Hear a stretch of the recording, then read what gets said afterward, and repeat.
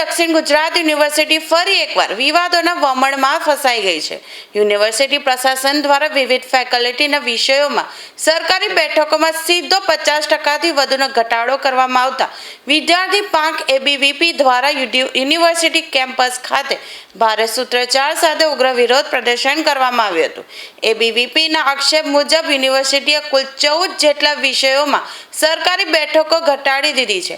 આ નિર્ણયને કારણે વિદ્યાર્થીઓને મળતું સસ્તું શિક્ષણ છીનવાઈ જશે। અંગ્રેજી, ગુજરાતી, હિન્દી, સોશિયોલોજી અને ઇકોનોમિક્સ જેવા મુખ્ય વિષયોમાં અગાઉ 63 બેઠકો હતી, જે હવે ઘટાડીને માત્ર 30 કરી દેવામાં આવી છે। જે વિષયોમાં સરકારી બેઠક પર અંદાજે 3000 જેટલી ફી હતી, તે બેઠકો ઘટતા વિદ્યાર્થીઓને સેલ્ફ ફાઇનાન્સના ધોરણે 15,000 થી 20,000 સુધીની ફી ચૂકવવી પડશે। યુનિવર્સિટી ખાતે થયેલા વિરોધ પ્રદર્શનમાં એબીવીપીના સભ્યોએ સ્પષ્ટ માંગ કરી છે કે જાહેર કરવામાં આવેલો પરિપત્ર તાત્કાલિક અસરથી પરત ખેંચવામાં આવે।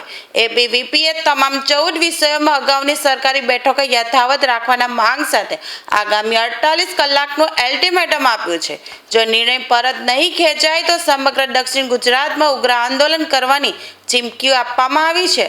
હાલમાં યુનિવર્સિટી દ્વારા થોડા સમય પહેલા એક પરિપત્ર બહાર પાડવામાં આવ્યો કે એમએ અને એમએસસી ના જે વિદ્યાર્થીઓ છે એ વિદ્યાર્થીઓ માટે ગ્રાન્ટી એડ્સની જે સીટો હતી એ સીટોમાં જે હતી એના કરતાં ઓછી સીટો કરીને યુનિવર્સિટીએ પ્રાઇવેટને પ્રાધાન્ય આપ્યું, હાયર પેમેન્ટને પ્રાધાન્ય આપ્યું। તો એના કારણે જે મધ્યમ વર્ગના જે વિદ્યાર્થીઓ છે, મધ્યમ વર્ગના વિદ્યાર્થીઓ માટે એક ભયજનક વિષય છે।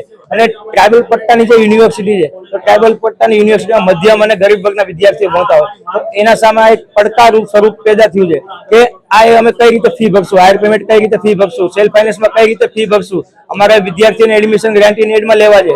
તો આ એક વિદ્યાર્થીઓ માટે ભયનો માહોલ છે। તો એને લઈને આજે વિદ્યાર્થી પરિષદ દ્વારા યુનિવર્સિટી ખાતે એક આવેદનપત્ર આપવામાં આવે છે અને આગામી 48 કલાકમાં જો આ આવેદનપત્ર ઉપર માંગ સ્વીકારવામાં નહીં આવે વિદ્યાર્થી પરિષદની તો આગામી 48 કલાકમાં વિદ્યાર્થી પરિષદ આનાથી ઉગ્રથી ઉગ્ર સ્વરૂપમાં રજૂઆત કરશે, આંદોલન કરશે, ધરણા પ્રદર્શન બેસશે, જેની સંપૂર્ણ જવાબદારી યુનિવર્સિટી પ્રશાસનની રહેશે।